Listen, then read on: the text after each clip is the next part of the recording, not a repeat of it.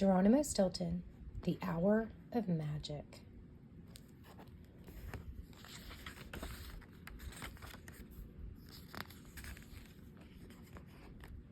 Sniff, sniff. That morning, when I stuck my snout out the window of my office, I noticed that the air had a special smell. It smelled like it was about to snow. Oh, how I loved snowy winters in New Mouse City, my home, sweet home. Oops, I'm sorry. I forgot to introduce myself. My name is Geronimo Stilton. I have brown fur and glasses, and I'm the publisher of the Rodents Gazette, the most famous newspaper on Mouse Island.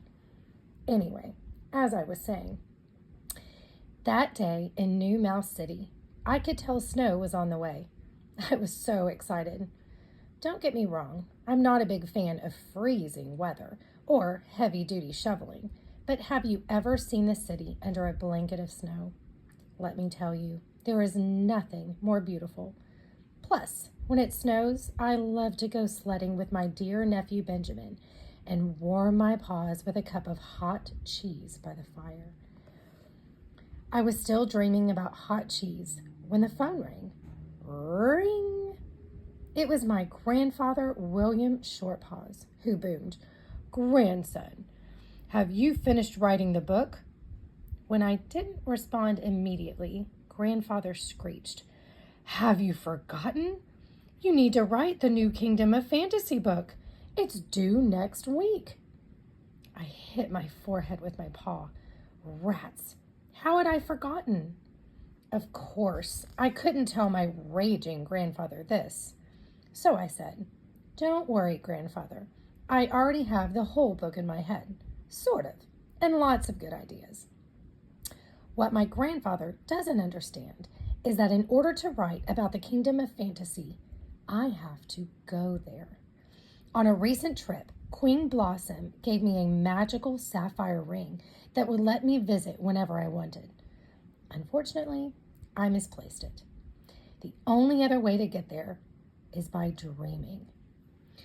Remember that this is the most important book of the year, and readers are waiting impatiently.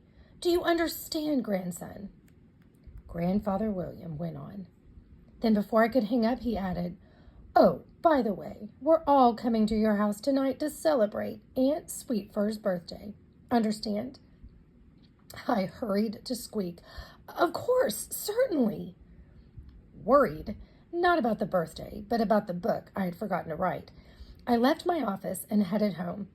I hoped that taking a walk would fill me with ideas, but my mind was blank.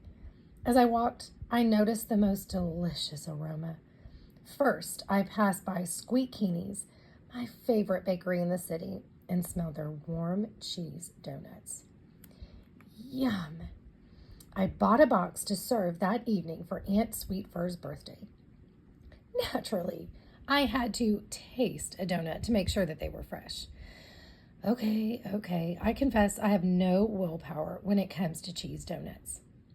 Next, at Tables for Tales, a popular cafe, I smelled a tangy blue cheese quiche. I bought a gigantic piece to serve for Aunt Sweetfur's birthday dinner. Finally, in Singing Stone Square, I bought a beautiful flowering pink plant from Geraldine Greenwhiskers, the florist. Aunt Sweetfur loves flowers. It was the perfect gift. Now, if only I could come up with the perfect idea for my book.